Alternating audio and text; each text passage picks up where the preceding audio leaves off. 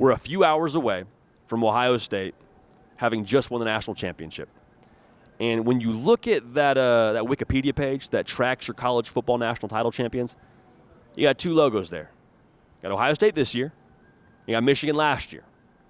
And so I can't help but beg the question now as we move into a new year. What is the future of the Michigan-Ohio State rivalry? Like, not just 2025, that'll be fun, but, like, what is it next 5 years? I think it deserves some discussion. We'll talk about it now. First things first, make sure you are subscribed right here to the On3 YouTube channel. College football, nothing but college football all year round. Appreciate you being dialed in. The funny thing about Ohio State and Michigan as a rivalry, they're so connected. They're so connected. And if you don't believe me, the comp to me is like Michigan and Ohio State are like these two psycho gym partners that keep getting the best out of each other. Like Michigan, essentially in two different ways, I'm not giving Michigan credit for Ohio State's national title, but in two different ways did force Ohio State, whether you want to admit it or not if you're a Buckeye fan, to boss up a little bit. Like they won the national title last year, and then Ohio State goes out and has a $20 million roster. That doesn't seem like a coincidence to me. And then this year, Ohio State, they lose to Michigan the last week of the regular season, as Buckeye fans are probably sick of hearing me talk about now, but there's a purpose to this.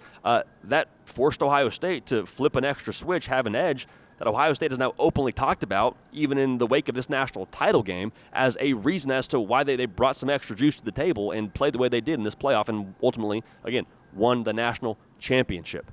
So, again, if you're a Michigan fan, I don't know if I'd go so far as to say you get to claim this national championship, but, again, I think you, in a weird way, brought the best out of Ohio State. And in the same way now, if you want to flip it on its head, when Ohio State was reeling off those wins over Michigan in the rivalry for 8 games in a row, like I think that forced Michigan to kind of look in the mirror and self-evaluate and find a way to boss their game up a little bit. So the future of it is so interesting because you have two programs now that I see the trajectory pointing straight up. Like Michigan, that's been the conversation, I mean, really since the Bryce Underwood flip, if you will, and then you had the Ohio State win, then you had the Alabama win. You're like, okay, now top 10 class, top quarterback in America coming up from this 2025 cycle, flip from LSU. Like, vibes are high. Vibes are very high. And I said this before. I don't think it's a world now where Michigan is ever at the talent disparity they were at this past season because it was a total reset. Like head coach, yes, but quarterback, coordinators, they were 128th, I believe, in all college football and returning production from last year's squad. Now, they still had some dudes, and they made a difference in big spots between Mason Graham and Kenneth Grant. Will Johnson, when he was healthy, was great. You hear what I'm saying. A lot of still guys that'll be top draft picks, but make no mistake, this was not the Michigan operation we're going to see here over the course of the next however many years under Sharon Moore going forward. They're going to have a lot more talent.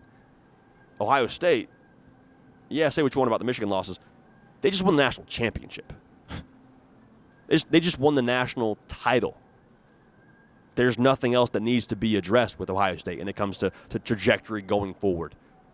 They've proven now they are everything they were cracked out to be in the preseason. They've proven now as well, in addition to what Michigan's doing on the NIL game, Ohio State's going to play that game. I said it during the live show. I'd be surprised if Ohio State had less funds to put together a roster in the future.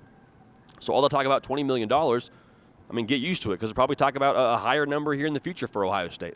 So I believe in the head coaches for both. I believe in the NIL direction for both. I believe in the roster for both. That's a really long-winded way for me to tell you this is the most impactful rivalry in college football. I buried the lead there, but we got to say it. It is the most impactful rivalry in college football. Because looking forward now, if we expect Michigan to get back to where we expect them to get to, which is being a top 3, top 4 team in the Big Ten and probably win the Big Ten their fair share of years, that means you got 2 of the top 4 teams in the conference every single year playing on the last weekend of the regular season. And so every single year, in a literal sense, this game should be for a ticket to the Big Ten title game, potentially a bye, should be for potentially a chance to host a first-round playoff game if you end up beating the other and at least playing the Big Ten title game. That's the literal stakes. It'll have playoff implications every single year for my money. Now, will it be a win and in every single year? I don't know. I hope so. That'd be fun. But, I think it'll have massive stakes literally every single year. Now, the flip side of that, or I guess maybe the second part of that whole thought around how impactful it is, we've seen the emotional impact of this game. And I'm not talking about, Ohio State lost, so they get super bummed for a few months. No, like, we've seen now Ohio State take the emotional fuel from losing that game, boss up, go win a national title. We've seen the same thing from Michigan now in a very subtle, more roundabout way of, okay, we get beat by Ohio State for a long time. We got to go boss up. We go get better on the recruiting trail. We go hit the portal. We help ourselves, and we go win a national championship.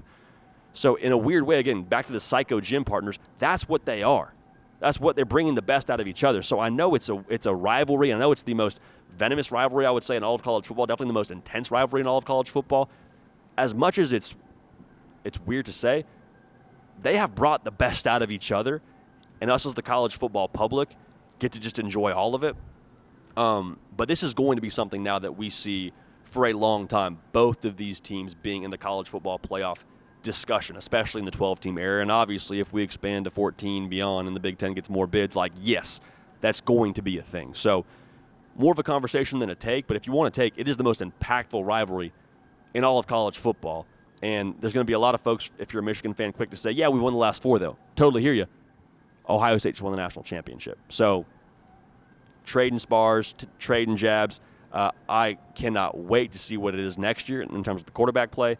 Because Bryce Underwood now, I don't think he's getting paid what he's allegedly getting paid to just hang out on the bench for Michigan next year. Just my take. And if Julian Sain's the guy for Ohio State next year, that in itself would make a lot of sense. And the buzz around him preseason was already enormous. So Michigan and Ohio State, this new era of that rivalry is just getting started.